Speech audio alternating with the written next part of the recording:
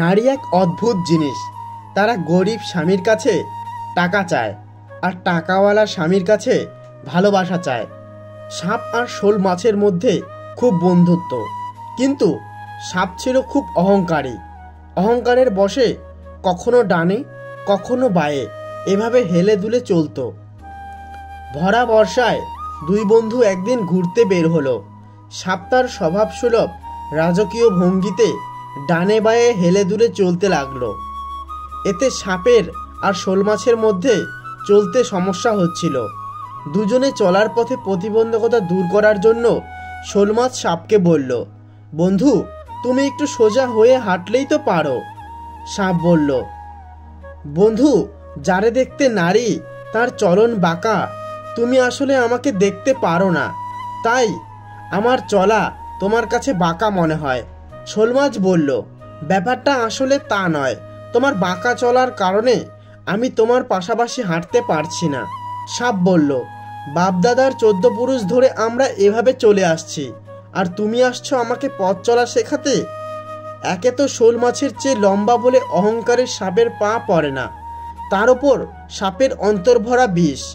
শোল মাছ যতই তাকে বোঝাতে চায় ততই সে ফস করে ফোবাতে থাকে। তর্ক বিতর্কের এক পর্যায়ে তারা জেলের জালে ধরা পড়ে। জেলে সাপটিকে মেরে সোজা করে ঝুলিয়ে রাখে। শোল মাছ তখন আফসোস করে বলল, বন্ধু, সেই তো সোজা হলি, তাও মরণের পর। অহংকার আর অন্তর্ভরা বিষ নিয়ে যারা মানুষকে বাঁকা পথে পরিচালনা করেন, তারা আশা করি এইবার একটু সোজা পথে চলবেন। মরণের পর সোজা হলেও কোনো লাভ হবে না। সময়ের সংজ্ঞাটা বড়ই অদ্ভুত। কখনো বলে সবুরে মেয়া ফলে, তো কখনো বলে সময় কারো জন্য থেমে থাকে না। ভালো জিনিসের কদর নেই। মদ বিক্রেতা এক জায়গায় বসে মদ বিক্রি করে, আর গোয়ালা দুধের বালতি হাতে বাড়ি বাড়ি যায়। ছোটোখাটো ভুলের জন্য যে চিরদিনের মতো ছেড়ে চলে যায়, ভালোবাসা তো দূরের কথা, সে কখনো পাশে থাকার যোগ্যও ছিল না। একটা সম্পর্কে দু ধরনের মানুষ থাকে, একজন অপেক্ষা করায় আর একজন অপেক্ষা করে থাকে।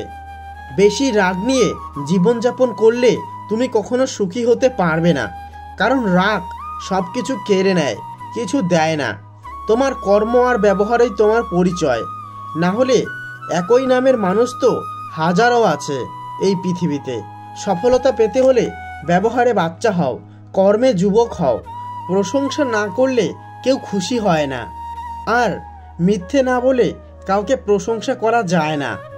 মনের মধ্যে জায়গা করতে লম্বা সময় লাগলেও মন থেকে উঠে যেতে লাগে কয়েকটা মিনিট মাত্র। নয়ন জলে ভাসিয়ে দু চোখ কাঁদছো কেন তুমি? চেয়ে দেখো, তোমার পাশে দাঁড়িয়ে আছি আমি।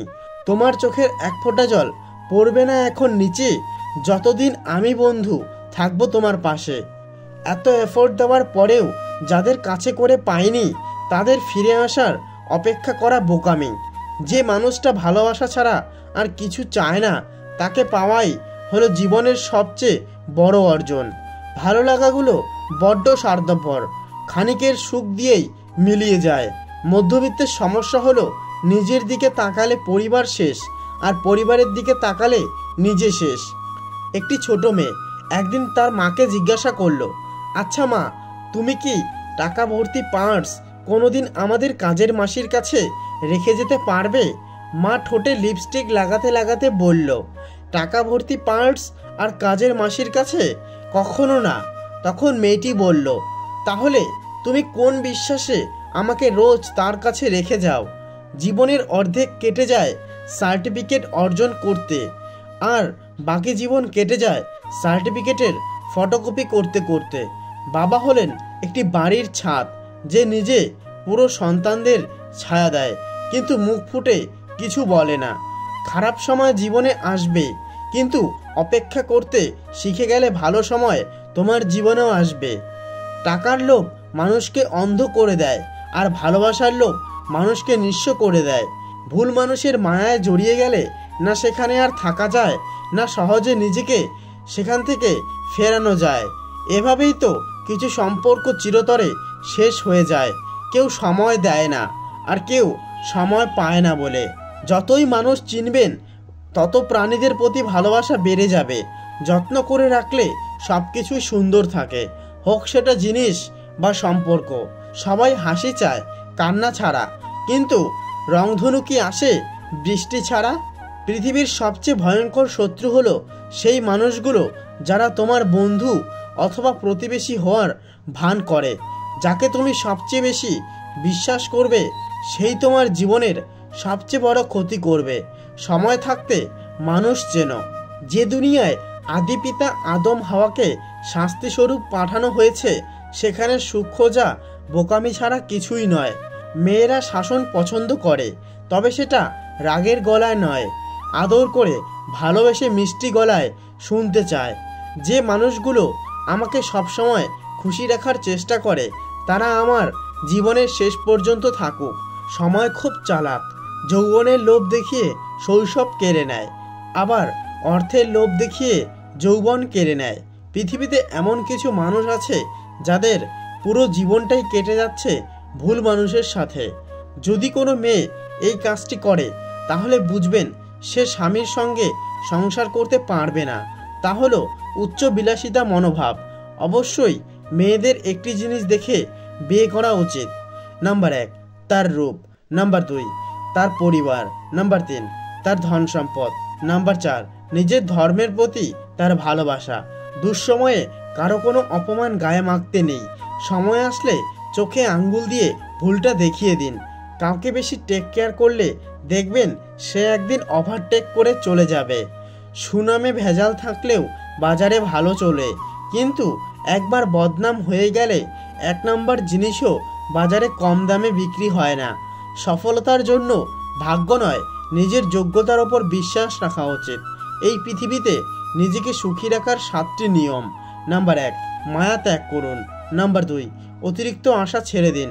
নাম্বার 3, ইনকাম করতে শিখুন। নাম্বার 4, নিজেকে সময় দিন। নাম্বার 5, চিন্তা করা বাদ দিন, হাসি খুশি থাকুন। নাম্বার 6, মিথ্যা ভালোবাসার পেছনে ছুটবেন না। নাম্বার 7, যা কিছুই হোক না কেন নিজেকে বলতে শিখুন, কিছুই হয়নি, সব কিছু ঠিকঠাক। বিবাহ হলো ছেলে বা মেয়ে দুজনের কাছে জীবনের সবচেয়ে বড় জুয়া। জীবনসাথী ভালো হলে জীবনটাকে স্বর্গ বলে মনে হয়, আর খারাপ হলে জীবনটাকে নরক বলে মনে হয়। মানুষ কি অদ্ভুত, তাই না? অপমান করে বলে, কিছু মনে করো না, লবণ খেলে চর্বি বাড়ে, শসা খেলে চর্বি কমে, আর বাঙালি লবণ দিয়ে শসা খায়। ভিডিওটি ভালো লাগলে প্লিজ একটি লাইক করবেন, এবং আপনারা কোন ধরনের ভিডিও দেখতে চান সেটা অবশ্যই কমেন্ট বক্সে জানাবেন।